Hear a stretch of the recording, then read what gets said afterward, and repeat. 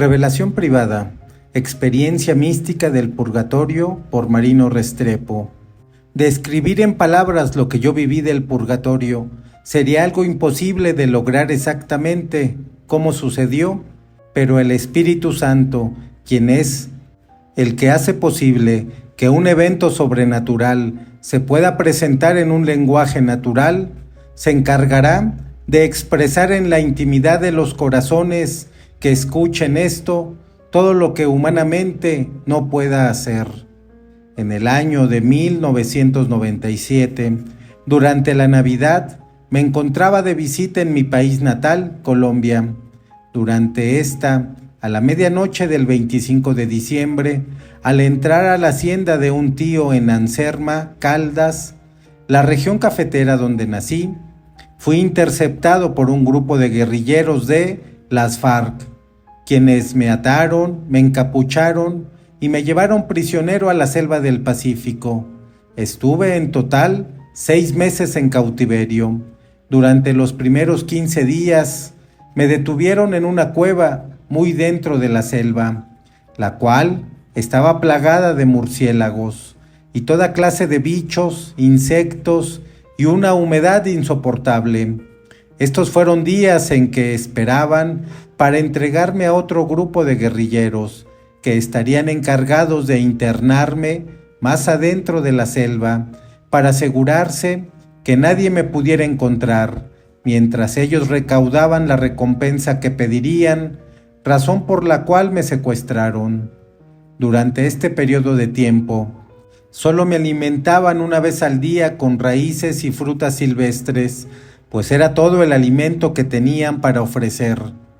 Nací en el seno de una familia católica y fui educado con todos los valores, doctrina y tradiciones de la Iglesia. Desde los 14 años comencé a distanciarme de la fe católica por la influencia de la cultura de los años 60, y en esa cueva no poseía ya ni la mínima memoria de mi unción espiritual. Eran 33 años alejados de Dios, no sabía orar, ni tenía ningún sentido de reflexión espiritual que me llevara a una concientización, a un arrepentimiento. En el día 15 fui sentenciado a muerte después de exigirme una suma de dinero muy grande, amenazándome con quitarle la vida a los miembros de mi familia en caso de negarme a pagar, pero con la noticia que no saldría con vida después de darles la recompensa. Esa noche, después de ser sentenciado a muerte, me ataron de nuevo, me encapucharon y me lanzaron a la cueva. No podría explicar nunca por lo que estaba pasando. Angustia, desesperación, una agonía tan intensa que brotaba desde el fondo de mi ser. No podía llorar ni gritar por mucho que lo quisiera. Simplemente no tenía fuerzas de hacerlo. Parecía muerto en vida. En ese momento sucedió algo extraordinariamente misterioso. Estando perfectamente despierto y consciente, comencé a evocar mi vida perfectamente desde la edad de 3 años. Era estar en ambas realidades al mismo tiempo. A la edad de 47 años en esa cueva, donde me tenían secuestrado y reviviendo mi infancia, mi primer instinto fue el de salir corriendo, pero sabía que me matarían los guerrilleros, pensando que me iba a escapar.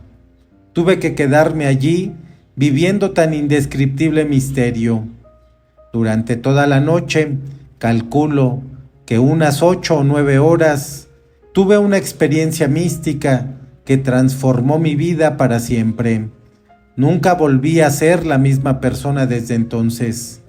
El Señor Jesús me reveló los misterios que había heredado de la Iglesia Católica por medio de mis padres y que yo había abandonado, rechazado e ignorado por tantos años.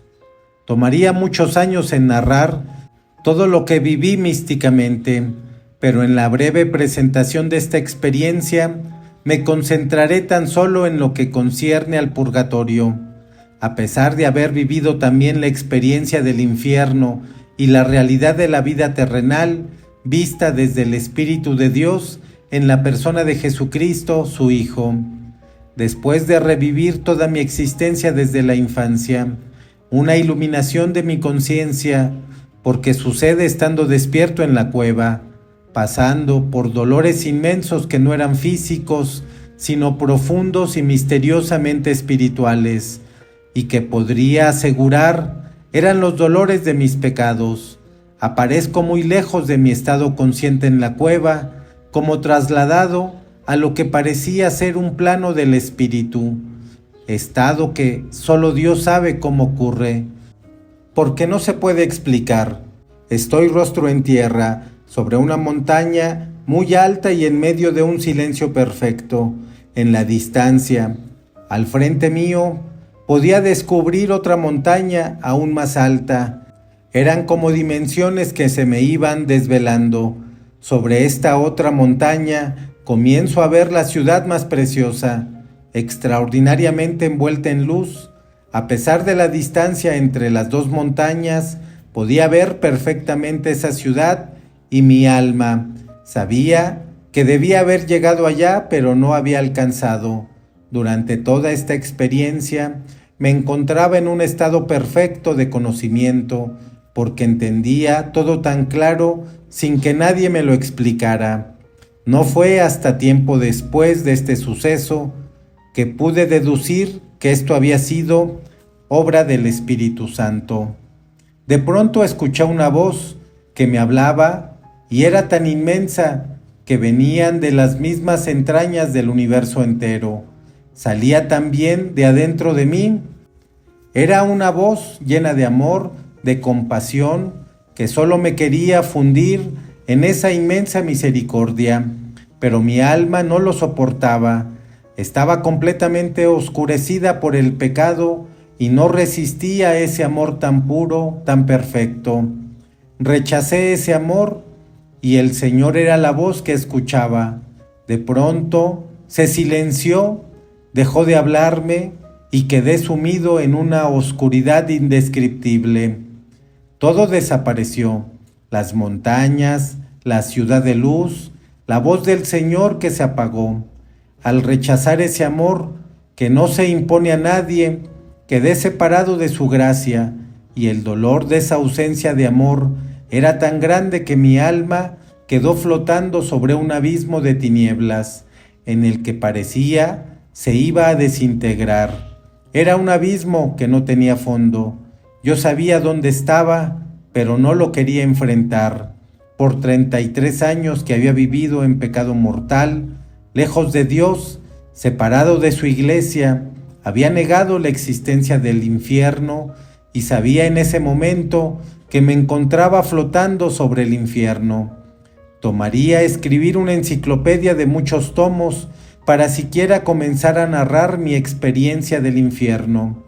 Hoy puedo testificar con mi vida que el infierno existe, no porque lo haya leído en un libro, ya que cuando me lo enseñaron en el catecismo de la Iglesia Católica, siendo aún niño, me burlé y no creía. No porque me lo haya revelado o enseñado ningún ser humano, porque cuando me lo revelaron, la existencia del infierno en el colegio y en mi familia, hice exactamente lo mismo. Lo testifico porque lo he vivido. No podría nunca explicar cómo lo viví, si de manera física o espiritual, en verdad, no sé cómo sucedió. Solo Dios lo sabe. Sentí que esa experiencia del infierno duraba toda una eternidad entera, pero más adelante el Señor me habló de nuevo y vuelvo a aparecer boca abajo contra la hierba en la misma montaña donde había rechazado la voz del Señor. Después de hablarme por mucho tiempo sobre la humanidad, acontecimientos futuros y pasados, y una presentación inmensamente preciosa de la Iglesia Católica como continuación del judaísmo, como su iglesia, como la única iglesia de Dios, me reveló la razón por la cual Él me creó católico y me explicó que ser católico es ser un instrumento eucarístico de reparación. el dolor que viví cuando me revela los 33 años que viví lejos de Él y todas las almas que se hubiesen podido salvar si yo hubiese sido fiel, no podría nunca describir. Me llevó a conocer la profundidad mística de los sacramentos, las tradiciones sagradas de la Iglesia, la sana doctrina, y me enseñó tanto de la Iglesia que me dejó totalmente enriquecido y extasiado de las maravillas que hemos heredado. Luego aparezco en un lago con el agua hasta la cintura, y frente al lago podía ver una roca preciosa que, a pesar de la distancia, que podría ser en nuestro estado natural la distancia entre la tierra y el sol, veía perfectamente y sabía que en esa roca se me iba a aparecer Jesús, pero también sabía que no iba a poder mirarlo por el estado de pecado en que me encontraba. En ese momento traté de hundirme en ese lago para huirle a su presencia, pero descubrí que estaba parado en medio de todos mis pecados de 33 años, y mis pecados eran espíritus del mal que estaban perfectamente activos en mi vida. Mi alma se encontraba en un estado de purgatorio. Todos esos años de vida en pecado estaban marcados claramente por la presencia de todos los espíritus del mal con los que me había asociado. Solo podría describirles que mi estado purgatorial tenía que ser un estado muy cerca de la entrada al infierno. Solamente la misericordia de Dios me pudo haber permitido el no consumirme para siempre en el fuego eterno. Cuando miraba a uno de los espíritus, podía vivir ese pecado perfectamente como si fuera la primera vez que lo cometía. Estaba vivo, vivía la tentación, el momento en que la había consentido y ya había pecado. La consecuencia de ese pecado, cómo había afectado a toda mi familia, generaciones por venir, almas en el purgatorio y a toda la iglesia entera.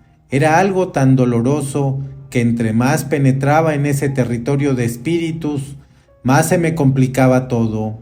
Podía sentir en todo mi ser las heridas tan severas que cada pecado me había causado.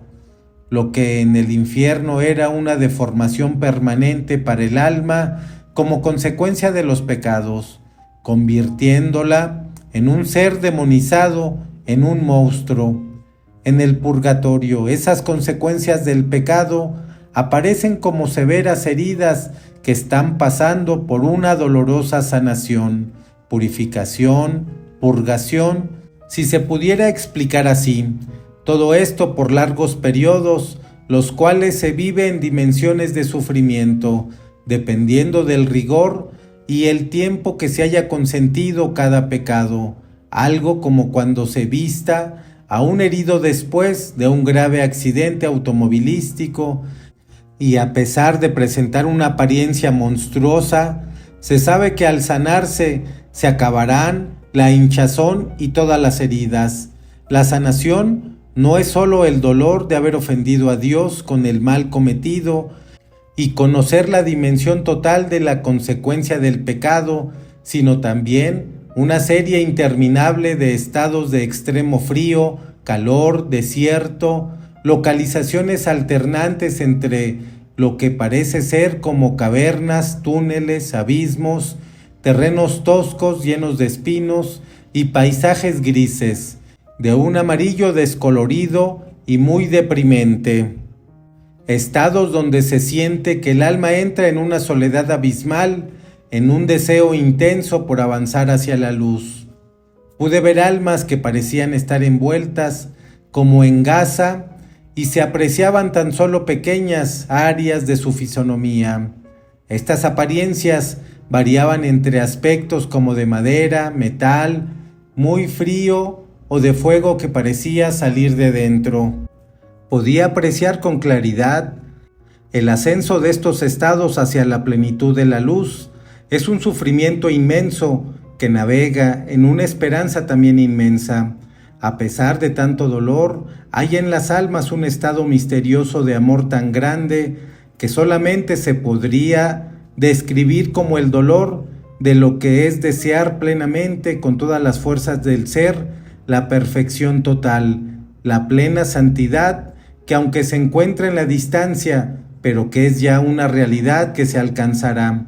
No es fácil explicar cómo puede ser posible que en medio de sufrimientos tan grandes un alma pueda vivir al mismo tiempo con tanta esperanza y una necesidad de lograr la totalidad del eterno gozo y la infinita paz de Dios, sin desesperación, sin ninguna señal de rebeldía o rechazo al sufrimiento. A pesar de tener todas estas características que describo, no podría decir que es el mismo estado físico que yo conocía del mundo material. Todo se parece, pero no es lo mismo a lo que conocemos. Estás colocado años luz delante de nuestro entendimiento. Todos los paisajes y diferentes áreas por donde se purifica el alma purgante que he descrito brevemente, existen como si fuera una escenografía pedagógica del amor de Dios que continúa moldeando las almas hacia la perfección, aunque para el alma, lejos de ser una simple escenografía, sino una realidad que forma y corrige, que concientiza y profundiza cada acto de desamor, convirtiéndolo en luz.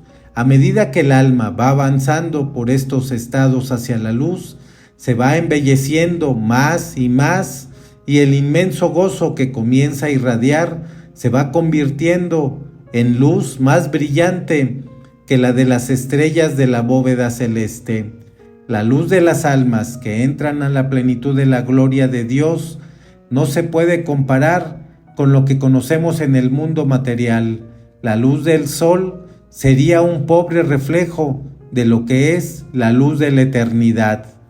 Mi primera experiencia al descubrirme en este estado del purgatorio es quizás la del nivel más bajo, porque podía sentir que la angustia por estar en medio de tanta oscuridad y la presencia de tanto espíritu del mal me hacía sentir áreas que ya había vivido en el infierno, pero sabía que no era aunque dolía como cuando estuve allí. La presencia del mal era muy diferente en el purgatorio, porque ya no se sentía la esclavitud a las fuerzas de esas tinieblas. Tampoco se sentía la fuerza interna de un fuego que brota de lo más bajo del abismo y traspasa todas las almas, pero el solo hecho de estar en medio de esa presencia del mal es suficiente para que el alma se atormente por descubrir y sentir la profundidad y consecuencias de todo acto de desobediencia a Dios, todo acto de desamor. Los niveles de gravedad de la oscuridad del alma, que serían los vacíos de amor de Dios causados por el pecado, varían de consecuencia y de intensidad en las dimensiones en que se vive la purificación o purgación. Yo no podría decir si es que los pecados de la pureza son los más graves o de los más graves, los que hunden el alma purgante prácticamente a las puertas del abismo, costándoles enormes penas y largas estadías en el purgatorio, en muchísimos casos hasta el fin de los tiempos. Pero esto es lo que yo puedo aprender de mis pecados de impureza, y por ello no sabría si es lo que sucede con cada alma o si la impureza es lo más grave para todas. Estoy convencido de que cada alma es única y el juicio personal de cada una en el momento de la muerte es absolutamente único también. Otra realidad es que la ley de Dios en el campo del pecado mortal, que sería la violación de cualquiera de los 10 mandamientos, parecería ser igual en cualquiera de ellos, pues son pecados mortales. La frase pecado mortal no es necesariamente una sobre la cual exista hoy en nuestra Iglesia Católica una catequesis lo suficientemente profunda, directa y efectiva para las almas.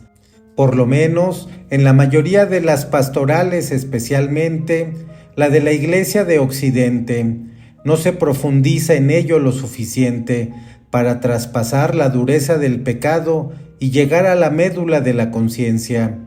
Puede vivir ante el Señor Jesús un pecado de adulterio que estaba justificado por la dramatización en una obra de teatro. Esto ocurrió en Hamburgo, Alemania, a principios de los años 70. Aparezco en la cafetería de la Universidad de Hamburgo, donde estudiaba Bellas Artes, discutiendo con la actriz con la que iba a trabajar en escenas muy explícitas de la sexualidad. Era una obra clásica alemana del siglo XVIII. Nosotros dos teníamos control sobre los niveles de intimidad en que presentaríamos esas áreas tan sexuales. Puede ver cómo fuimos tentados de fácil en esa conversación y en cuestión de pocos minutos se creó entre nosotros un ambiente muy malo de impureza y sin ningún problema decidimos consumar actos en el escenario ante el público que eran absolutamente innecesarios. El Señor me muestra la realidad del espíritu cuando el hombre se une en matrimonio y se convierte en una sola carne y se une a Dios para que así, abiertos a la vida, puedan ser los instrumentos de la procreación para la economía de la salvación. En el lado opuesto, que era donde yo me encontraba, o sea, en el adulterio, porque yo era un hombre casado, ocurría que esa carne que se une en un pecado de impureza, se une no en bendición, sino en maldición. Entré en algo que sería imposible de poner en palabras. Aparecí unido a esa mujer en una sola carne, como un monstruo, pues aparecía con 4 brazos, 4 piernas y 2 cabezas. Parecía una de las deidades hindúes. Fue horrible encontrarme así y sentir el dolor de no poder separarlo. Esto era un estado en el que el alma tendría que purgar por mucho tiempo para irse desprendiendo el uno del otro. El misterio de este hecho radica en que uno de los dos esté aún en la carne y no necesariamente se está liberando al mismo tiempo con el que ya llegó a la presencia de Dios. Podríamos decir que esta segunda alma al morir tendría que vivir un desprendimiento de ese acto también si muriese en pecado mortal como estaba yo. Además del pecado de los dos, también cargábamos con el pecado de toda la audiencia que participó en esa obra, la cual estuvo exhibida por 3 semanas, con 3 funciones cada una. Pude ver la forma en que a cada individuo le llegaba la impureza y el efecto que hacía en cada uno. Podía observar cómo se desplazaban esos espíritus a los que se les estaba dando alimento en ese momento y se estaban fortaleciendo entre la audiencia y aumentando la pasión en forma de tempestad. Claramente así se veía desde el espíritu.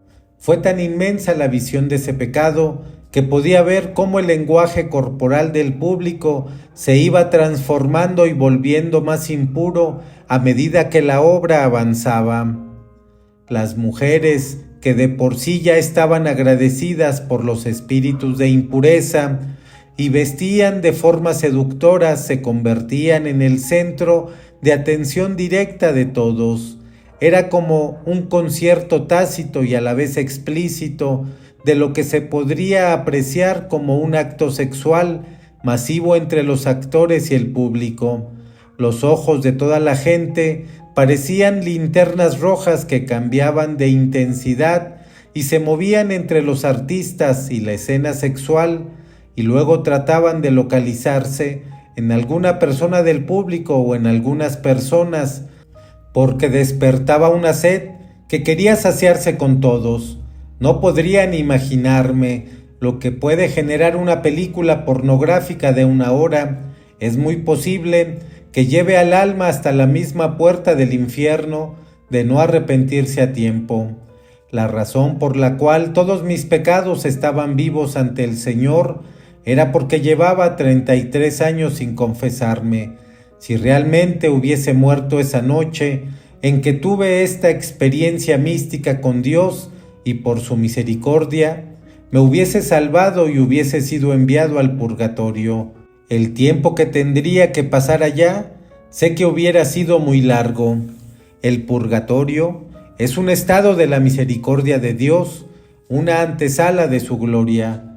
Jesús insiste a través de todo el Evangelio en invitarnos a trascender de esta vida a la eterna, directamente al cielo, y nos ha dejado todas las alarmas y herramientas que necesitamos para lograrlo. No podría en ninguna forma decir que el purgatorio se puede generalizar diciendo que todas las almas que están purgando determinado pecado se encuentran en el mismo desierto de frío, calor o cualquier otro estado que determine uno particular del alma, porque pude ver que cada alma vive su propio purgatorio, aunque al descubrir los innumerables niveles o dimensiones purgatoriales, pude ver miles y miles de almas en cada una de estas. La mejor comparación que puedo hacer con lo que quiero expresar como estado del alma sería preguntarle a una persona sobre lo que piensa y lo que siente de la ciudad donde vive. En otras palabras, su vivencia allí. Podríamos estar seguros que si entrevistamos a 100 personas en la misma ciudad, aun los que son de la misma familia y habitan en la misma casa, cada uno tendría una experiencia única de la vida en esa ciudad, tanto así que parecería que vivieran en ciudades distintas. Estos son estados interiores muy íntimos del ser que se crean o se penetran por medios de vivencias. Si trasladamos esto al pecado, que es un estado del alma que gradualmente se va desplazando a una dimensión de conducta desordenada con relación a la ley de Dios, lo equivalente a la desobediencia, al desamor, entonces podemos concebir el misterio de las dimensiones por las que el alma atravesará en el purgatorio, porque después del alma dejar su cuerpo material, queda definida en el estado en que se encontraba en ese momento, que es el resultado de toda una formación de la vida entera en la cual los eventos vividos van moldeando o deformando el alma. No hay forma de cambiar nada una vez que se desprende el alma del cuerpo material. Por esto, la Iglesia nos enseña que durante el tiempo en la carne estamos en la misericordia de Dios y una vez partimos de la carne, entramos en su justicia. Un alma que se ha salvado y se encuentra en el purgatorio, se adentra en una purificación que se irá dando a medida que vaya resolviendo cada evento vivido sin amor y sin haber logrado reparación que corresponde a los pecados perdonados o absueltos por medio del sacramento de la reconciliación y que se deben reparar en vida material por medio de las buenas obras y de un cambio sincero de corazón. El cristianismo del protestantismo y por consiguiente de todas las sectas que especialmente nacieron en el Reino Unido, orientadas por la masonería del rito escocés y el rito de York, tales como los evangélicos, pentecostales, bautistas, adventistas, presbiterianos, anglicanos, y de ellos se derivan cientos y cientos de sectas creadas generalmente en América del Norte, enfocadas en la prosperidad, la sanación física y la liberación espiritual. Actúa como un híbrido que al no tener raíces y amputarse de las tradiciones sagradas, consecuentemente se separan del judaísmo y dejan de ser judeocristiano. Este cristianismo, que podríamos llamarlo como la más astuta propagación de la nueva era, para estos finales de los tiempos, no puede concebir la existencia del purgatorio, porque por la misma soberbia y orgullo espiritual perdieron la humildad del sentido de la reconciliación y rechazaron e ignoraron a Jesús Eucaristía, el pan de vida eterna, el cuerpo y la sangre del Señor. Esto los deja severamente separados de la gracia santificante de la purificación del alma. Pude ver en mi experiencia del purgatorio los miles y miles de cristianos de las sectas que por haber vivido una vida considerablemente buena alcanzaron la misericordia de la purificación, de llegar al purgatorio, y las únicas oraciones elevadas al cielo por sus almas son las de la Iglesia Católica en las Eucaristías diarias alrededor del mundo, donde se pide por todas las almas purgantes, especialmente las más necesitadas de la misericordia de Dios. De lo contrario, nadie ora por ellas, las que podría decir que sufren más intensa purificación de esas almas que se salvaron son la de los católicos que se convirtieron a las sectas protestantes. Muchos pastores cristianos se condenan por pecar contra el Espíritu Santo y por el culto al dinero en el nombre de Jesús.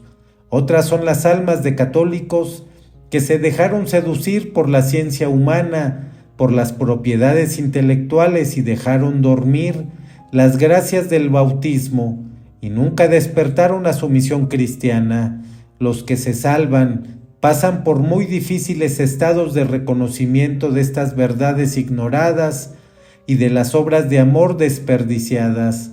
El culto al intelecto, a la inteligencia, a la cultura, a la fascinación con los talentos humanos, causa severas consecuencias en el alma, porque la sumerge en un hemisferio espiritual falso, donde la esencia del verdadero amor de Dios se diluye en un océano de fantasías superfluas que sorprenden dolorosamente al alma en el momento que se desprende del mundo material y entra a la plenitud del mundo espiritual, por haber consumido todo el tiempo terrenal, alimentándose solo a sí mismo y para sí mismo, aislando el sentido del crecimiento en Dios. Cada acto de amor incondicional al prójimo es un acto inmortal, es la verdadera salud del alma. Esta solamente subsiste del amor de Dios y por eso, al final de esta vida, el alma tendrá tanta salud espiritual dependiendo de cuánto amó de verdad con el amor de Dios, que es el amor que todo lo da sin interés, que no espera nada de retribución.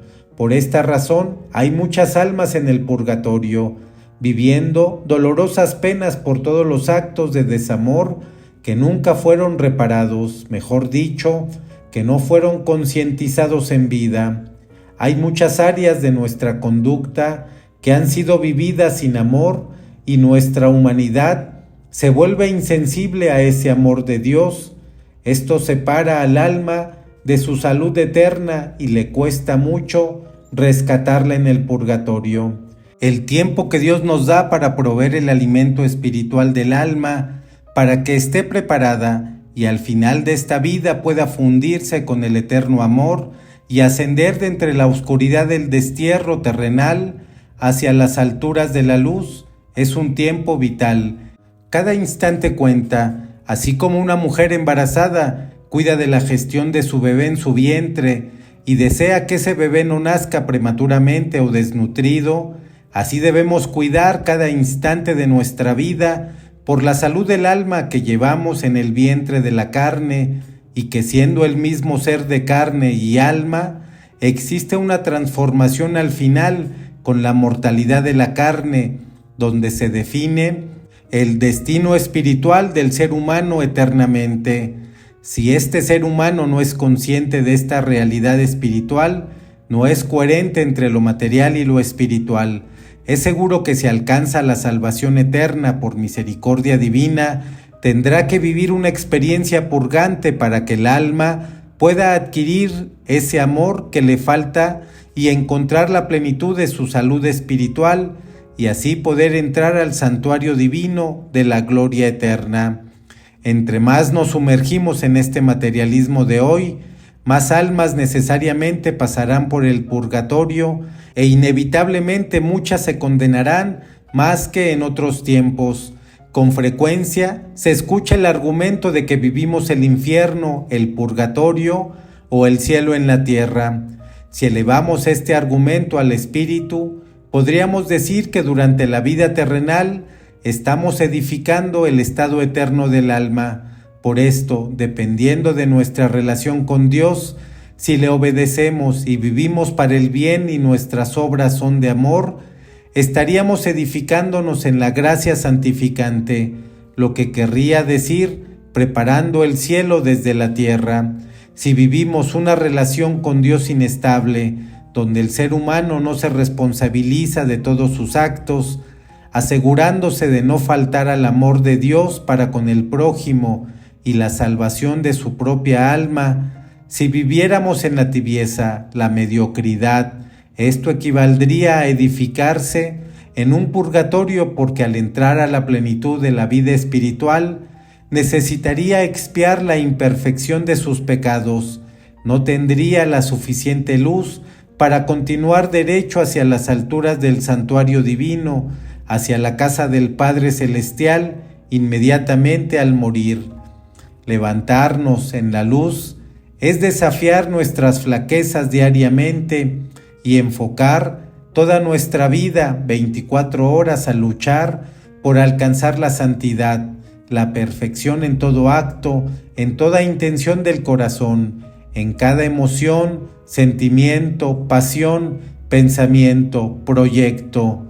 Una vida vivida así, a pesar de no olvidar lo limitado y pecadores que somos, para mantener la perseverancia, la paciencia y la humildad, nos llevará a grandes alturas al final de esta vida terrenal. Si viviéramos separándonos cada vez más del amor de Dios y nos eleváramos en la oscuridad del pecado, estaríamos demonizándonos en vida, y el alma sería oscureciendo y el corazón endureciendo más y más, hasta el punto que al final se hundiría para siempre en el abismo de las tinieblas. Se condenaría en el infierno al no poder soportar la luz y el amor de Dios por haber habitado siempre en las tinieblas del pecado. El catecismo nos enseña sobre la existencia del infierno así. 1034.